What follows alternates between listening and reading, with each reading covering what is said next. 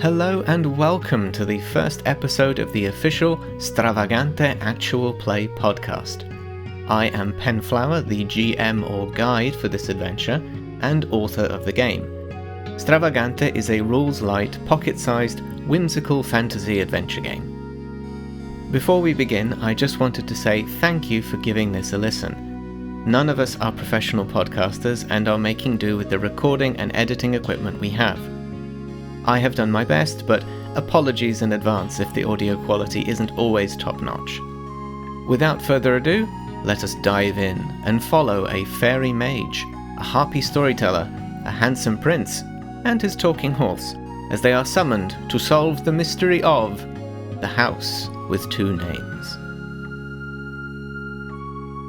Hello everybody, and welcome to this session where we will be playing Stravagante, which is a pocket-sized, whimsical fantasy RPG, very much inspired by things like folklore and classic fairy tales and stories like that. I am Penflower, I wrote the game, and joining me are some lovely people who have very kindly agreed to join me on this adventure, and we'll start with Adelina. Hello Adelina, can you tell us a bit about yourself? Hi, so my name is Adelina, and I am a writer and game maker, and I'm super excited today to be playing the character Song. They are a young butterfly fairy, like a littlekin, which is one of the Stravagante kind of character types, who is currently working as a part-time mail delivery person while being mentored in the magical arts. She basically looks like a large butterfly from afar, but when you get up close, you're like, oh, that's a fairy with pointy teeth, not an actual blue butterfly. So just a young mage making their way in the world, and enjoys delivering letters and being around people, but also really looks forward to being a full-time mage eventually. So that's a little bit about me and my character. Thank you very much. And next up we have Corey. Hello Corey, can you tell us a bit about yourself and your character? Yes, I am Corey. I am Cornelius. I am sometimes referred to as Corn. There are many options here. I am a human-shaped creature of some sort. I'm playing a dude called Prince Fruner. He's got brown hair, very shiny teeth, very, very princely there, yes. And he's got a horse with him.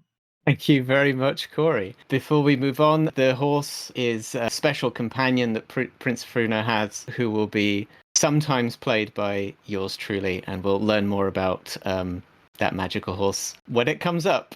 Next up is the lovely Thimble. Hi, hello, I'm Thimble. In real life, I'm a librarian. Well, wannabe librarian. Not in a library yet, but someday, soon. I love role-playing games and just the creativity that comes from telling stories together with other people. So I really am excited to play Stravagante today. My character is a harpy, one of the beastkin.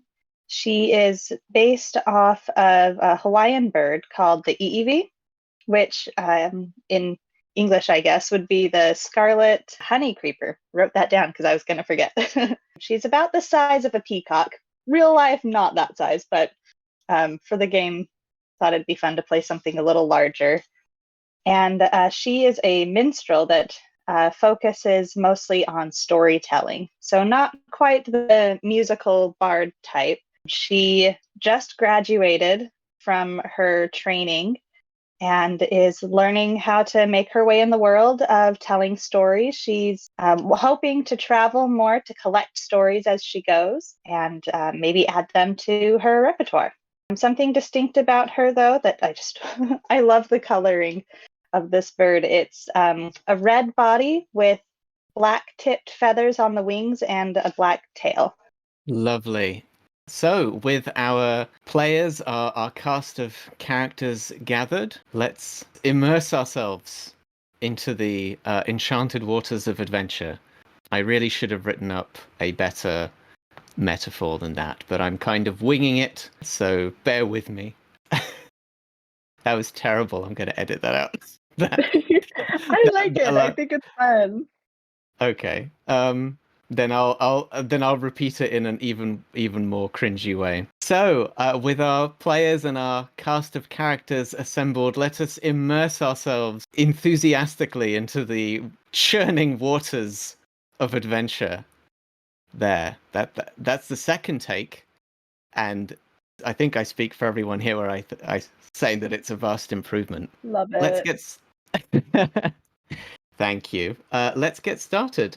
So we are in the setting that is it comes with the game Stravagante. It is a region called Caster's Bay, a whole region full of settlements. Most of them are quite small. Some of them are very large, and they're all built around this large bay, which has various ties to the some of the creation myths and faiths that people in this area share. It is populated by all kinds of fantastical creatures. We are, after all, in a fairy tale inspired fantasy world.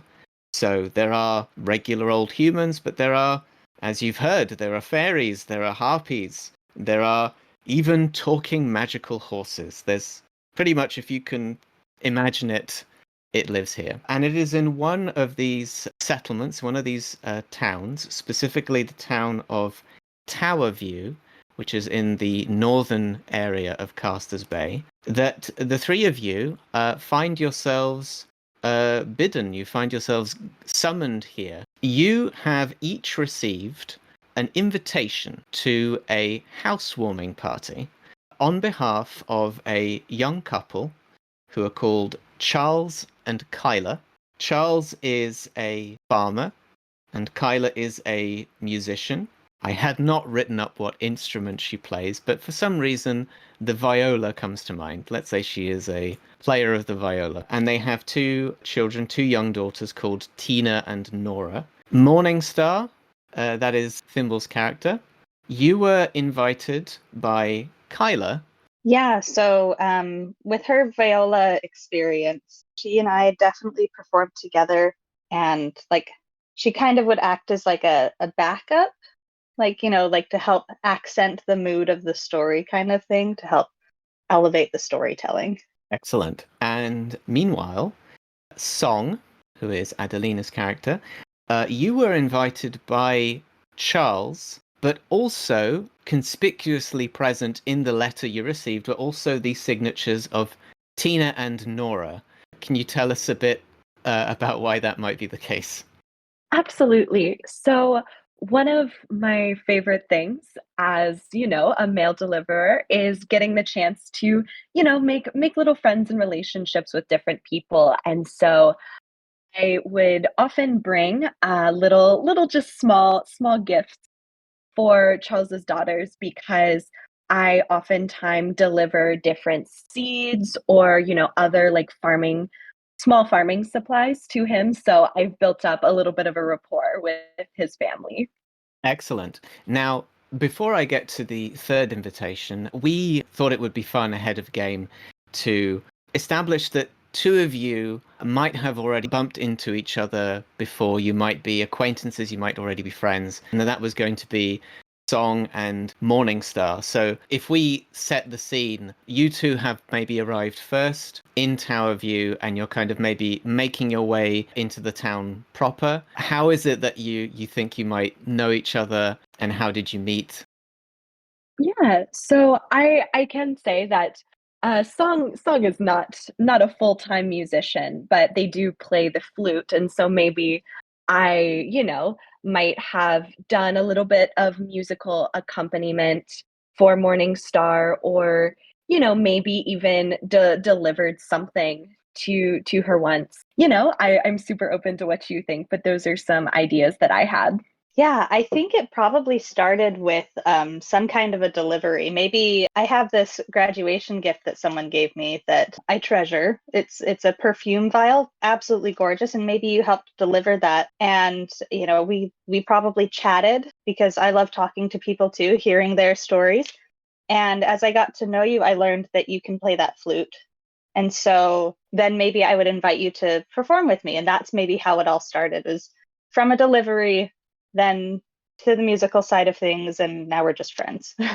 Yeah, that sounds awesome to me. Okay, cool. I think that Morningstar isn't always very punctual, but she tries. She tries really hard, and she usually gets there within, 5 or 10 minutes, but she doesn't get there on time. I'm not sure about Song and how her timeliness, but I kind of come in, I'm like, oh, and I'm rushing, and I look around, I'm like, oh, sorry, I'm late. Here, I'm here. Are you ready? And oh, I'm so excited for you, Kyla, and you're Charles, right? And I think this is probably kind of my first time like really talking to him. Like I've met him and I've seen him before, but it was always kind of in passing, and so we'd never really like connected. As they go to greet other guests and other people who are coming, I just kind of move around to them. There's probably maybe a snack table.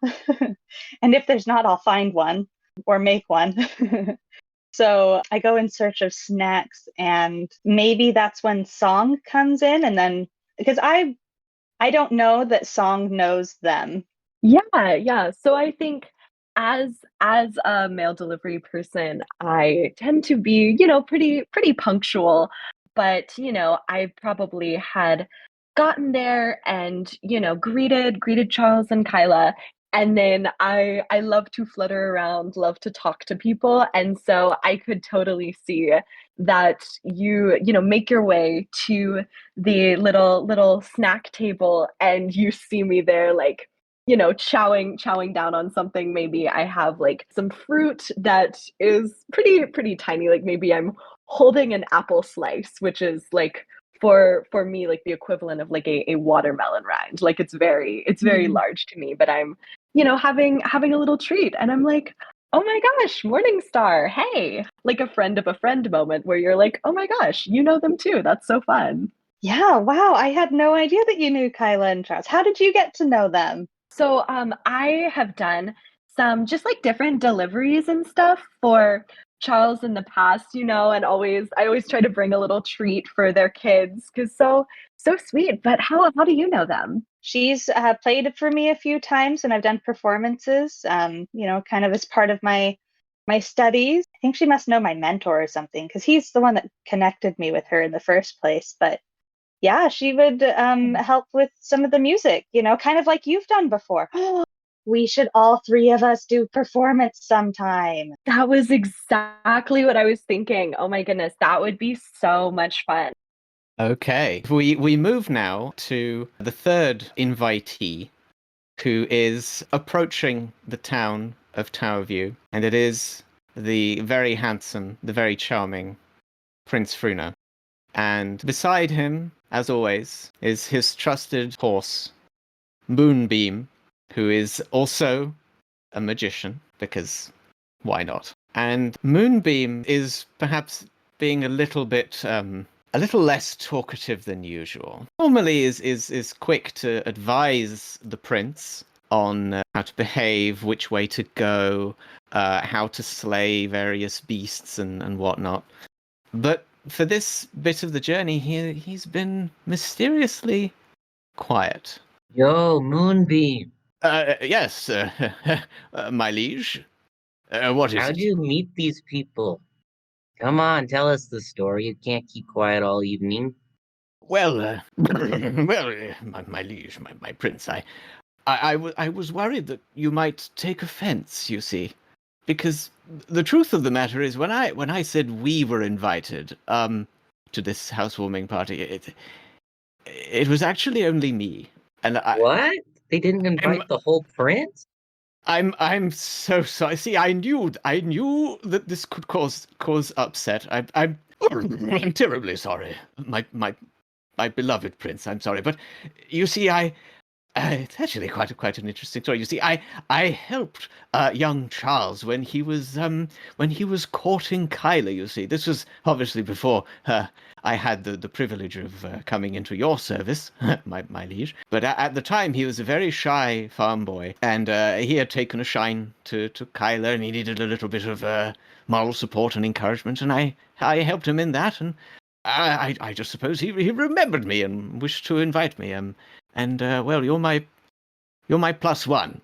Guess I gotta steal the show when we get there. They gotta know how awesome I am. Quite so, quite so. I mean, of course, as soon as they see you, ye gad, the town will be positively abuzz with stories of your great adventures and incredible handsomeness and so forth. So you're not upset. Nah, Ah, that nah fills my heart with comfort. Thank you, come on, thank you. bro. Let's get there before the snack bar is gone. Yes, yes, of course, of course. And so, yes, you finish the rest of the route into Towerview. Even Prince Fruner, who perhaps is not the most perceptive of princes, notices that the amount of people gathered at the advertised like meeting place in town, there's not that many of them, and a lot of them are kind of standing around shuffling their feet, and in the middle of this group of people there are Charles and Kyla, who are looking a little bit like bedraggled. They look very tired. They are still meeting and greeting people. And what I love about the scene previous to this is I imagine that Morningstar and Song were just so excited to meet up again that they completely failed to read the room, as it were, because this is most certainly not a party. The people look bewildered and bemused. Some of them even look bored. Charles and Kyla are kind of, like I said, they are meeting and greeting people, so they welcome you and then they kind of let you go off on your separate conversation. There is no snack bar, but you see that Tina and Nora are kind of running around with some trays with what presumably were intended to be part of a snack bar, like a buffet table, but there is no buffet table, there is no table, there's nothing here. So they're kind of running around offering up these trays and also looking quite tired and bedraggled. And when Prince Fruner and Moonbeam arrive, Charles and Kyla will also greet the two of you, and Charles will immediately sort of gesture to Moonbeam and then obviously notice the prince. Oh my goodness. Gosh, Moonbeam, I'm terribly sorry, but I thought you were joking when you said you knew a prince. I feel really embarrassed. Prince Fruner, is it? Yes, if you want, you can just call me Prince. He smiles at them and his teeth shine. My goodness. I'm deeply gratified to have your esteemed company. I'm terribly sorry that well the party has effectively been cancelled, and Kyla, she comes over to the group because you're the four latest people to arrive. She will also welcome you and say, "Yes, I'm terribly sorry. It's just there's we've been having a lot of trouble with the house, and well, I'm afraid, like Charles has said, the party has had to be cancelled. So I've had to go around and apologise to people. And there's people who've come in from right across the bay. There's people who've come from other lands as well. And I just feel absolutely awful. I really hope you didn't have too much of a long journey, but I'm afraid that's the situation." That's horrible. If you don't mind me asking, what do you mean by having troubles with the house? Yes. Oh gosh, absolutely. Well, it's quite complicated and rather bizarre. How about once I've explained everything to everyone here, and we've got everybody sort of settled as much as we can settle them, you can come over to where we're currently staying. It's the Rosebush Inn just across the street. That's where we've had to stay since we arrived. If you meet us there in a bit, you go on ahead and we'll join you there. And in so much as I can, I'll tell you everything. All right, that sounds good to me. I'm so sorry that y'all are going through this. And I think that Song feels a little bit awkward because they're like holding this like giant apple that they were like chowing down on that one of the kids gave to them, and they kind of just like try to kind of put it behind their back because they're like, oh, like not the time, and just sort of look around and start to kind of fly over in the direction that they pointed her in. Kyla and Charles go back to their guest, and the three of you plus a horse make your way together towards the Rosebush Inn. If I may, real quick before I go join them, I turn to Kyla. Kyla, can I just get your family together for one moment? Would you like a soothing barrier? And this is something that she and I have, we've talked about it before. I've used it occasionally in the audience as needed. But it's a spell that I can cast that just helps soothe and calm the individuals inside. And, now that I'm actually paying attention and I can see how stressed the entire family is, I ask Kyla and Charles if they would like to have a soothing barrier or if they'd like to wait until after when we meet at the inn. Kyla sort of gives you a really big tired smile, the appreciative but still exhausted smile of somebody who is really happy to have you there, but is also just like super done. By the gods, I would love that, but yeah, maybe we can wait until we're at the inn, if that's all right. But really appreciate it. I think it will do us all some good. Thank you. Yep, we'll see you at the inn. Good luck. Now I'll have it ready. Then I head over Oh, to the inn. nice. You're magical. My girlfriend's magical. She can set people on fire and stuff. Wait, what? I look at Prince. It's Wow. cool. It's badass. You should see it Yeah. sometime. As long as I'm not on the receiving end. Yeah, sounds great. I'm sorry. What was your name? I'm Prince Fruner. You can just call me Prince if you want. Oh, Prince. Nice to meet you, Prince. Wow. Where is your kingdom? Where are you from? I'm from the kingdom in that direction over there. My dad's all Oh, old, so he has me going out and making sure people know that we still exist and all. hmm. Do you have a name for your kingdom? I would love to. I have never traveled that way, and it sounds like there are some stories. She just kind of awkward. She just sits there waiting. She's like, an opportunity for more stories. If I may, excuse me. Yes. Apologies. Oh, Yes. Hello. My liege's silence is well, it's out of respect, you see, because the name of his esteemed homeland is nigh impronounceable to people who are not from there. I myself struggle, and so we usually just tend to call it the kingdom. Saves time. But it's most splendid. oh, that's wonderful. Maybe I can hear some more stories later. The prince he really loves telling stories of all the things he's done. Which, don't get me wrong, fabulous. Tales to astonish. Absolutely incredible stuff. So I'm sure he will regale you at any given moment. So you're a fairy.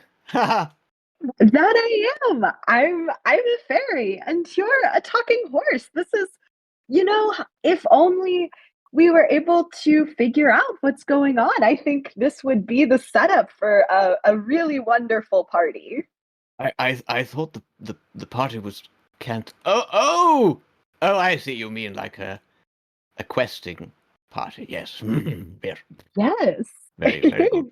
I hope we can, help out Charles and Kyla if we can. It's a real shame that they feel a little bit sad on what was supposed to be such a special day. Well, I'm certain that my liege, while just looking at him, I can tell he's already formulating a magnificent plan. Are you not, my liege? Yeah, it's such a bummer, man. Indeed. I could not have worded it better myself. By this point, I would say you have arrived at the Rosebush Inn, which is a fairly unassuming tavern and inn. There's quite a few patrons, and you notice that there's quite a few of the people who you presume were other invited guests. They've taken a seat, they're having a drink. They all look, like I said, they look kind of bewildered, and maybe some of them are a little bit disappointed. Eventually, not too long after, Charles, Kayla, and Tina and Nora all come in, and they join you at a table. Because of the nature of the world of Stravagante, every building is hyper accessible.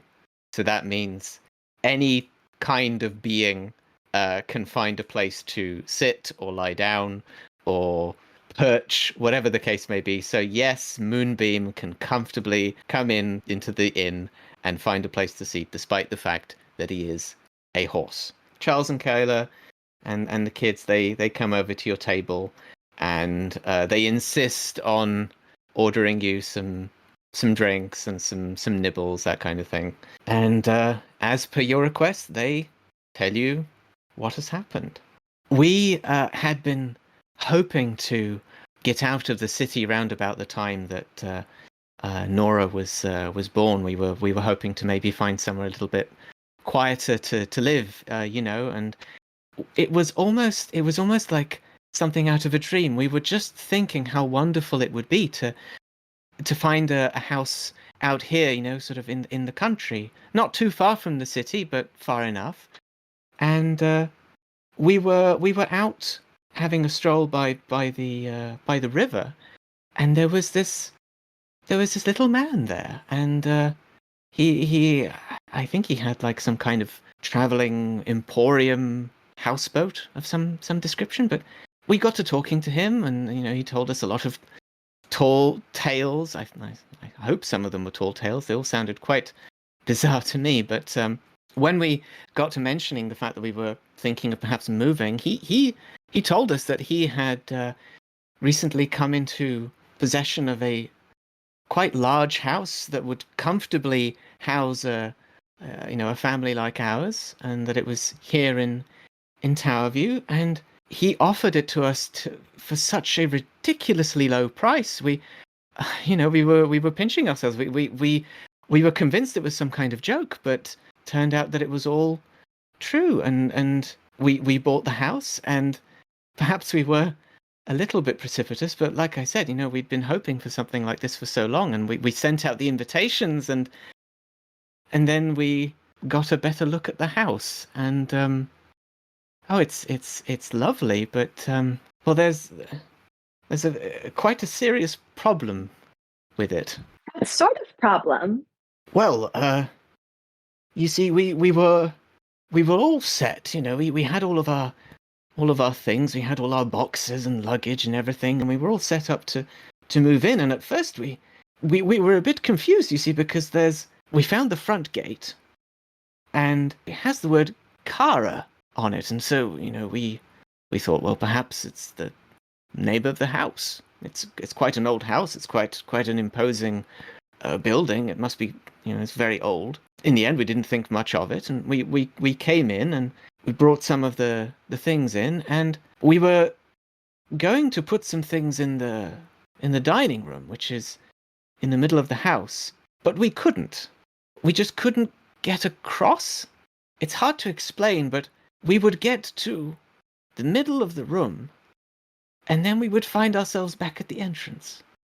Was this in any direction that you went? Did you try going a different way? Yes, we tried sort of all over the house, really. We tried crossing the dining hall, and there was no luck, and we went upstairs. We tried crossing some of the rooms up on the higher floor, and the same thing happened there. Just there's like something splitting the house right down the middle, and it's very curious, because there's another entrance, and it's on the other side, and that one has another name over the gate. That one says Anna. Have you tried consulting your horse yet? They always know these sorts of things, Charles sort of does a little laugh and says, "Oh, I wish we were blessed with the company of as wise a mentor as Moonbeam, but alas, we have no horses to consult. But I mean, believe me, we've thought of getting somebody to have a look, but we just can't afford it. We spent so much on organizing the journey here and all the transportation of our luggage and everything that we really can't hire anyone to have like a professional look at it. And well, we'd really like to, because the split in the house it was just the start of things. Kyla sort of she says, Tina and Nora, why don't you go and offer some of the nibbles to the other guests? And the two little girls, they're very eager to do something, and they run off with the tray. And Kyla sort of says in slightly lower tones, "There's something about the house that we think it affected the children. Tina and Nora, they always get on so well. When Nora was born, we were worried that maybe they would not get on, they wouldn't play well together, but they get on so well. They're like best friends. And once we were in the house, it wasn't long before we noticed that they were arguing a lot, and it was quite upsetting. And you can see that her eyes are going a little bit wet, and she looks sort of very distressed at this point. Do you think, Moonbeam? I think we should try to go inside, because I don't think that if it's a ghost or anything, they're going to be able to resist stalking me. Yes, my lord. I mean, I personally have no experience with spooks and phantasms, but yes, but perhaps they've said they've had no luck hiring professionals, but I suppose as their friends, I suppose we are the next best thing. What do you two think? I agree. I think, Morningstar and I have some knowledge of the magical arts, and, Moonbeam, you are very wise, and Prince, you are a strong warrior, I think I can't imagine a better gift that we could give to our friends than, maybe making their house more livable. This just all sounds so strange. Yes, I agree. I think we should definitely see what we can do. I mean, there's got to be some kind of story about this house. It sounds like it's a pretty well-established house. Maybe I'll ask around in here and see if we can maybe get some more information first. See if anybody in town knows about it. Kyla and Charles, initially they refuse, and they say that they couldn't possibly accept your help, and that you're friends, and they'd feel bad. But eventually, you kind of collectively convince them to accept your help, and again they're just super grateful. They're almost moved to tears. They confirm that the house is very, very old. They suspect that there's bound to be some people in the town, some locals, who will hopefully be able to give you some more information about it. How would you like to go about doing your investigation? So I think my initial reaction is that I want to perform. And so I go to the innkeeper and I say, I am a traveling minstrel and I would love to perform. May I perform? You have so many wonderful guests. It looks like a beautiful place. This seems like the acoustics in here are fabulous. Do you think I could perform a little song or a little performance for the folks here tonight? You can help yourself to the stage. Thank you. Thank you very much. So I go back to my bag and just kind of rifle through it a little bit. I was wearing a very bright costume. Not quite like the primary colors, because I'm already red. Just a very bright, sort of whimsical costume. And I switch it out to something that's just a little more mystical, kind of some of those deeper plum colors, And I swirl on my big cape, and I kind of look over to Song. If you feel appropriate, perhaps you could join me, but not necessary. I think I've got this. And then I go up on the stage and I start performing kind of this story song, talking about a house that is split. And I make up some story about, the animosity between two siblings or something like that. And just kind of lay into these random details, trying to pick up and just to try and tell this story from what little I've learned about the house, and just making something up that would make sense kind of in a storytelling world. As I'm telling this story, I'm looking at the audience and I'm looking for people who maybe are like extra attentive about it, or are like really avoiding my gaze because they're like, oh, this is uncomfortable. As Morningstar is doing that, I'm sort of just offering a little bit of, harmonies on my flute. And while I'm doing that, sort of going through the audience, just flying overhead to kind of create that mystical atmosphere. Music and the story is coming from all over, but also in doing that, I'm kind of getting that bird's eye view of the people in the audience to really try to, like Morningstar said, kind of scout out if there's anyone who seems to be responding in a particular way. Excellent. And before we get into the bit that everybody's been really chomping at the bit for, those delicious RPG mechanics. Before we get into that, Prince Fruner, what is your strategy? I'm going around and I'm asking people about ghosts. Tell them I'm looking for some ghosts to fight, just directly. I love it. There's this elaborate like storytelling going on, and all the while Prince is just going around the tables. You know, any ghosts? Moonbeam is trotting along behind you, a little bit embarrassed because he knows it's kind of breaking up the performance. Terribly sorry. Seeing as you've laid out what actions you want your characters to do, we get into the core mechanic of the game, which is each of you chooses whether or not you want to spend some points from your stat pools in exchange for a success of varying degree, or if you would rather roll 1d6 and test your luck to see how well you do or how badly you do.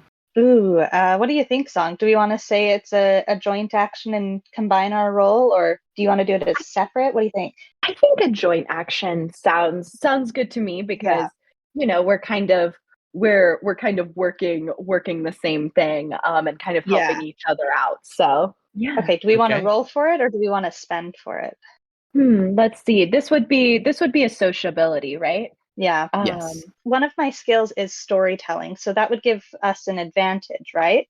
So would we get an extra advantage because we're working together? Yes, you would. Because you are helping each other, the way you could do this as a joint action is either that one of you spends points or does the roll with advantage, or the way you've described is that you still kind of resolve your actions separately, but you both do it with advantage because you're kind of assisting each other. So if one of you wanted to spend points and the other one wanted to roll, either way, you would both have advantage on the action. And with spending points, what does advantage look like when you're spending a point to do something? When you have advantage on an action, you get basically a discount. So you can spend one fewer points for a complete success. So for example, the regular cost of a total success with no complications attached is 3 points. If you have advantage on the action, then that would take it down to 2 points. If you were also using a skill, which is something that you are good at and therefore you have advantage when you're doing, then that would bring it down to 1 point. Awesome. That sounds good. I'm deciding if I want to, because it would probably be my sociability, but that's also what I use for spells. And I want to make sure that I can cast some spells if needed later. I think I'm feeling inclined to doing a test my luck with a roll. I was feeling that as well. Okay, should we both roll for it and with our advantage? So for rolling with advantage, then it's a +1 to our luck roll, right? Exactly right, yeah, and it stacks just the same way. So if you are also using a skill, then you would add an extra one. So I think maybe in both of your cases, if you're using your skills, that would mean that you'd be adding +2 to your roll. Do you think that persuading would be a relevant skill here, since we're kind of like trying to sort of persuade the audience to, have a reaction if that's something that's relevant to them? If song is primarily playing the musical instrument and not addressing the audience directly, for song it would be more the playing the flute. From a narrative perspective, if you are heightening the experience, it could be considered as persuading, but I think it may be a little bit of a stretch. Okay, that sounds good. I'll do playing the flute then. I'm gonna roll. Are you using any of your skills? Does persuasion apply here when I'm just directly asking people? So even if you were literally just going up to somebody and saying, "Tell me about any ghosts," you kind of have a natural sort of himbo quality that just makes people endeared to you. So I would count it as being persuasive in your own special way. I rolled a 6. Oh wow. Okay. Nice. Yours is a total success, and you also become inspired because you're just so good at this. You're just being so persuasive, you get inspired. Now, what inspired means is that on the next action of your choice, you can have advantage. But well done. Well done on being so persuasive. What about Morningstar and Song? How did you do? So I rolled a 4, but I get a +2 for my 2 skills. So I actually also got a 6. Nice. And I rolled a 2, so I was really glad to have the bonus 2. So I got a total of 4. So I get a complication. Exactly right. So, Song's flute playing succeeds in creating that ethereal kind of dreamlike atmosphere where everybody is enraptured by this performance, even with a distractingly handsome prince wandering around, basically poking them for information. They're all just so happy and they're enjoying the performance that it doesn't really matter. And one could argue it might tie into the prince's success because they're just so happy. They're like, oh yeah, sure, I'll tell you whatever you want to know. Now, in your storytelling, Morningstar, you are definitely successful again. You're successful in like getting everybody's attention, and you do notice one or two. There's like perhaps there's two people whose expressions are a little bit different than the rest of your audience. Like they're not just sort of enchanted by the melody and the song, but there's like a glimpse of like recognition in their expressions. Like there's something about your song that kind of resonates with them. Now, as for the complication, would you like me to roll for one? Because otherwise, I have an idea of what another complication could be. I kind of want to hear what your complication would be first, I think, and then if that's okay. You notice two faces in the crowd. One of them is a little old human lady. She sort of looks kind of wistful for most of the song. And then when you sort of go more into some of the more sort of specific details, you were talking about the split house, her face lights up and she kind of starts clapping along and even laughing. The other person who reacts to your song is a very, very, very much older looking man. He has like wrinkles upon wrinkles. He's very small. He's not one of the little kin. He's not like a gnome or anything. He looks like he's at least part human. He has slightly pointed ears, but he looks really ancient. And when he reacts to some of the details in your song, his face kind of just crumples into like the most grumpy looking frown you've ever seen. Quite the opposite reaction from this gentleman. And meanwhile, Prince, you have been going around asking people. They are all very sort of accommodating to you, and they do listen to your questions, but most of them don't really seem to know much about specific ghosts, and at least not local ones. But then at a certain point, the elderly lady who was reacting with enthusiasm to the song, she motions you over. Once the song is over, I would ask you, like each of you or all of you together, what would be your next course of action at this point? I mean, I think it sounds like we've all sort of, in some way, kind of laid eyes on this elderly woman. Maybe I kind of see that Prince is over there. And so as the song concludes, I might kind of flitter over there and sort of like gesture towards Morningstar so that we can kind of all be in this area and maybe get the chance to talk to her. And I see that gesture, and I go over as well, and I could tell, I saw that she was clapping, and so I go over to thank her for her enthusiasm as I told my story today. This little old lady, when she hears the prince asking these questions, she says, "Oh, aren't you a handsome laddie? Oh, look at you with your lovely brown hair. Oh, what beautiful armor you have! And is that a horse? Oh, aren't you just the bonniest sight for my old eyes to see?" I'm glad you can recognize greatness. Yeah, this horse over here's my friend Moonbeam. He's pretty smart. I'm trying to find a ghost or something. Oh, ghosts! Well, you see, there was something about that song that your friend here was singing, and there's that beautiful little fairy. Aren't you beautiful with your wings and your flute? Oh, that made my heart sing. But anyway, as I was saying, your story. Now, I don't know necessarily about any ghosts, but your story reminded me of tales I heard about the old Vendelow house. Do you know of it? Do you know of the the Van Vendelow house? Have you heard of it? No, I can't say I have. I've brought this story from afar. Is there something similar here? The Van Vendelow house, it's a big house here up on top of the hill. And it's very old. It's very old. And it was built by an elf carpenter who lived here. Oh, centuries old, even older than me. But you know what they say about elves; they're very long lasting. And he was a master carpenter, and he built that whole house all by himself. Yes, truly amazing. I remember he was already around for a while when I was a wee lassie, but I remember seeing it for the first time and I was absolutely astonished. Beautiful piece of architecture, marvelous stuff.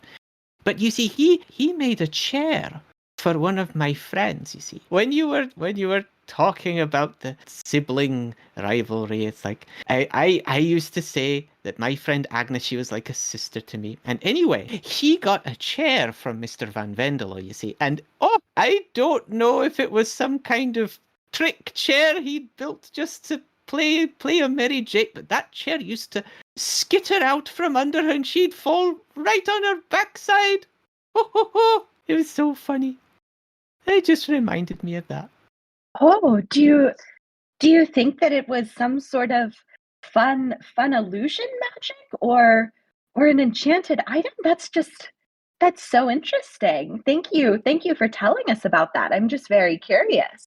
Oh, well, I didn't know if Mr. Van Vendelo had any magic about him. I mean, he was certainly a very talented carpenter. No, I don't know much about how these sorts of things are made, but perhaps, could be, I don't know. But I just remember Agnes and I, we bicker sometimes, and sometimes I'd poke fun at her misadventures with that chair. I mean, she loved that chair. It was a beautiful chair, expertly made. But sometimes, it seemed like it liked to play a prank on her. I didn't know Oh. chairs could play pranks like that. Have you heard of anything else like that?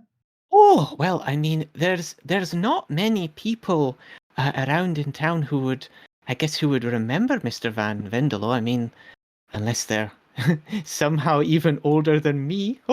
But I suppose there might be somebody else who's heard of something like that. Yes.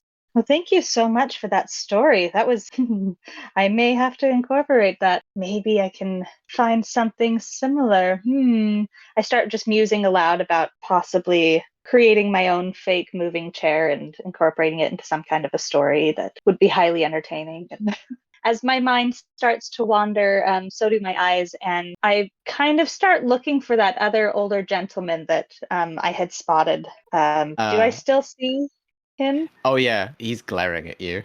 Quite. Oh. Not furiously, but like fervently, like very intensely, eyeing all three plus horse of you. Well, it startles me because I wasn't expecting that. But I turn and I thank the dear, sweet old lady who shared the story about the chair. And I excuse myself and I try to approach this gentleman to see what beef he's got with me. I think I follow right after Morningstar. I can see that this man doesn't seem quite as excited to talk to us, so I want to make sure and give her some backup, flittering beside her. I just keep sitting and listening to the old lady ramble.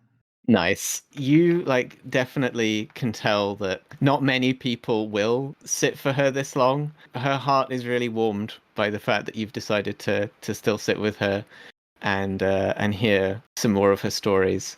Song and Morningstar, you make your way over to this old man's table, and you can see him kind of stiffen. He's like squares his shoulders, and he looks like he's grumpening himself up even more in preparation for your arrival. And as you get within earshot, he's like, I'm not sure that the subject of that song was particularly appropriate, considering the history of certain houses in this town.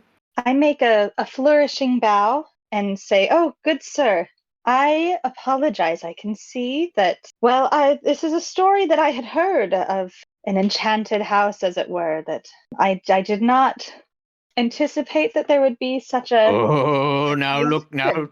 listen here, you piped up little songbird. That kind of flim-flammery might work in the city where people are easily impressed.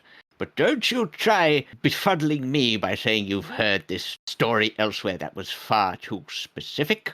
You're up to something, and I don't think it's right. My apologies, good sir. Perhaps you know of the Kyla and Charles family? That young couple and their little imps. Is that who you're referring to? Yes, I do believe children can be quite impish.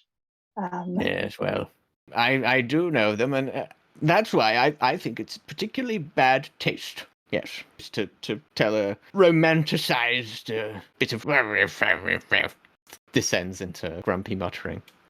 I sort of Oh, flutter a little closer and just say, I can assure you, sir, that my friend and I had no ill will in doing that, and we are good friends of Charles and Kyla's too, who are trying to help them get to the bottom of their situation. And we were just trying to see if anyone had any insights through kind of presenting this song and sharing this story. So please, if you have anything that you can share with us that would help us with Charles and Kyla's new house, we'd greatly appreciate it.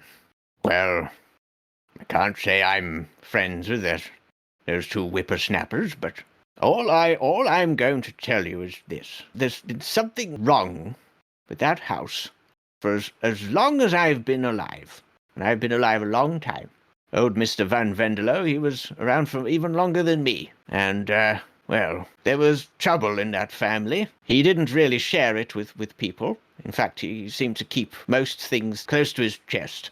There was something going on with his children that I think made him terribly sad. And I would often see him out and about by himself, and sometimes he'd be at the shrine and offering up prayers and looking for guidance and something. But he never divulged any of those private affairs. It was different times, and kept those sort of things private. That's why I don't really know much more about it, and if I did, I wouldn't share it so willy-nilly.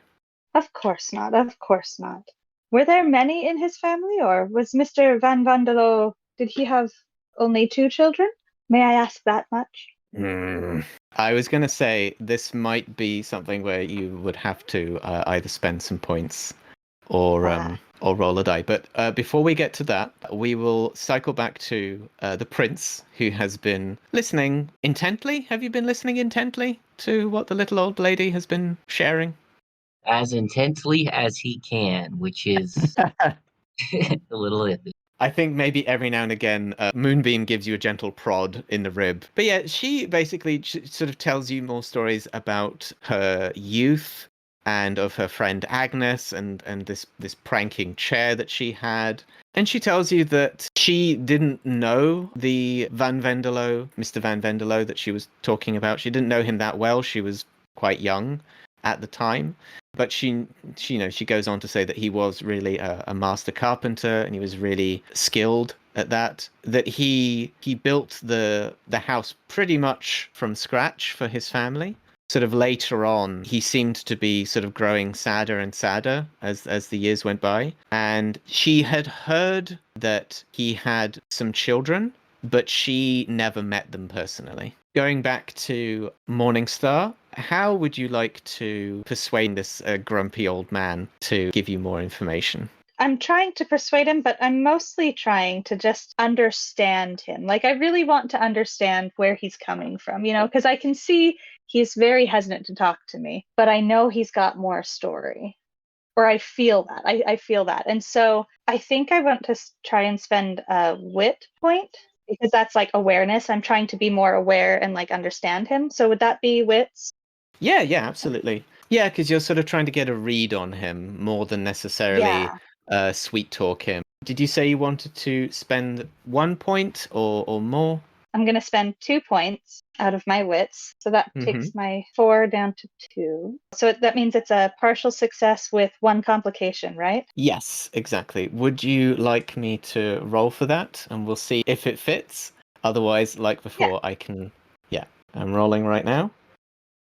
Oh, yeah, this is perfect. Yes, I love this. So you're kind of really getting like a good look at him. And you are successful in that you can definitely tell that he knows at least a little bit more. You can tell that there is more to this story. However, the complication is that in looking at him so intently, he starts blushing and he looks down at his feet.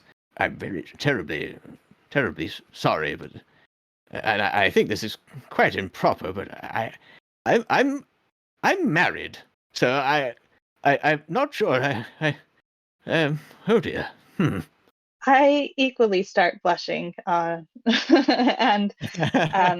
kind of like try to backpedal and say, "Oh, no, sir, please, I apologize. I am not, I'm like floundering for words because I'm also just like, now I'm really uncomfortable." And just, yeah, he's also like making long, uncomfortable noises.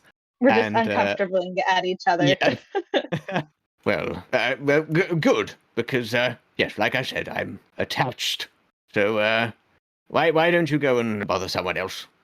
Yeah, while I'm like floundering too, I kind of start looking to Song and just kind of, Yeah, I sort of, as this is all sort of going on, I sort of like lower myself a little bit from usually I tend to fly pretty high, but I kind of lower myself to sort of try to remind this guy that, there's someone else here. Oh, well, we're really sorry if we've intruded, but like we said, we're just trying to help out our good friends. They've been struggling because the house that they're trying to move into, there's maybe some strange magic there. So, if you have anything to say, we'd appreciate it. This isn't just a joke or a story to us. Do you have a skill in persuading? I do. I have the persuasion skill. So if you wanted to, that would mean that this would be a total success and you would just spend 1 point if you use your inspiration. There we go. I just took that down, and yes, I'll spend 1 point of sociability plus my inspiration plus persuasion to, hopefully be able to communicate well with this elderly man. Absolutely. I just wanted to take a little out of character moment. I wanted to just check in with Thimble. You were saying that you were feeling embarrassed or awkward, also out of character. I just wanted to apologize if that was something particularly distressing. No, I thank you. That was definitely character reacting. Okay. I've been laughing, but because I'm muted, you couldn't hear my laughter. I think it's hilarious. Like Okay. this poor old man and this poor bird, like she's just like cringing so hard internally. But me as Thimble, I'm totally fine. I think it's Okay. hilarious. So thank you for checking in on me. Just while Song has been gently, reminding this old man that, you're all friends with these people and that you're just looking for information to help them. Prince at this point has maybe finished his conversation with the little old lady and has come over. As soon as the old man catches sight of the prince, he just blushes even harder. And he's getting like seriously flustered. Oh, good lord! He looks just like Gerald. Oh my! Oh, I say. Well, I assume your hearts seem to be in the right place, Mr. Van Venderlo. He had I believe they were called Anna and Kara. And, well, I don't know. Like I said, I'm not entirely comfortable divulging, the private affairs of such a well-loved and well-known family as the Van Vendelos, but, I will say that I never saw Anna and Kara together when they were out and about in town. That's all I'll say. Now, please, I'd like to get back to my drink, please. Thank you for sharing that with us. I'm very, very sorry if we've been any inconvenience, but as we said, we're just trying to help our friends, and that's good to know. They'd mentioned that there were two different entrances of the house and that they were having trouble getting around in there, and this will be very helpful. Thank you. Thank you, sir. And I just sort of like nod and flutter back a little bit, trying to sort of give him space as he takes a sip of his drink. I'm following Song's lead, and I'm also thank you so much. Apologies for any discomfort. Thank you. Yeah. Have a good day. Yeah. And You I leave. as well. You as well. Yep. The whole time he is still just absolutely, he is staring at Prince. He seems to be like tearing up a little bit. The prince goes over and pats him on his head. It's like, I noticed you've been looking at me. I know I'm gorgeous, but it seems to be making you cry a bit. Anything I can do about that? He faints. He swoons at his table as soon as you pat him on the head. Prince, what did you do? I don't know what I did. Should I be like, I don't know, is there a doctor or something I should be calling? As you kind of you're all loudly panicking, you do see that he does eventually stir, and he just looks thoroughly embarrassed, and now he is avoiding your gaze, and he's just sort of sipping his drink very sheepishly. You've got some information, and I guess this could all be like relayed to Charles and Kyla. Charles sort of goes, I knew the house was old, but the seller, he didn't tell us anything really about the previous owners, but I guess it makes sense considering what was in there.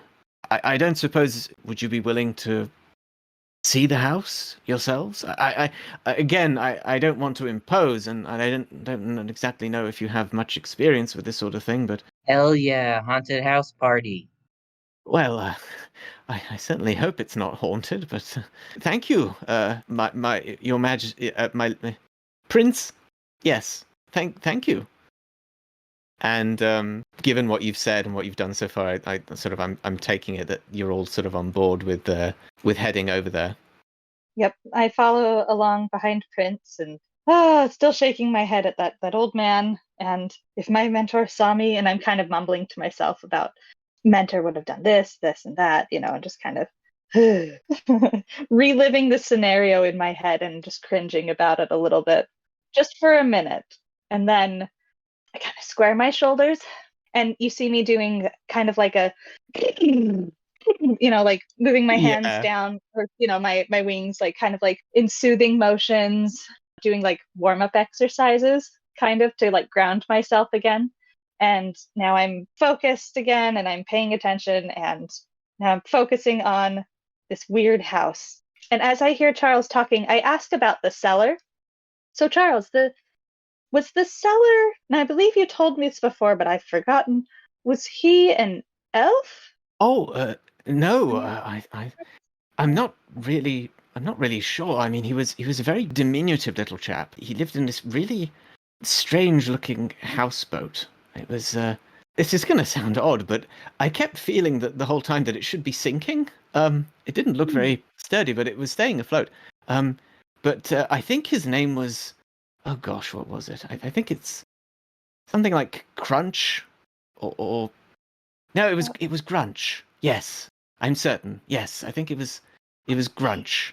And he seemed all too happy to sell us the house. I guess. Well, I guess it was too good to be true, wasn't it? And he kind of sighs, and he looks a bit sad. That's why you must always consult your horse before making financial decisions, or at least that's what Moonbeam tells me.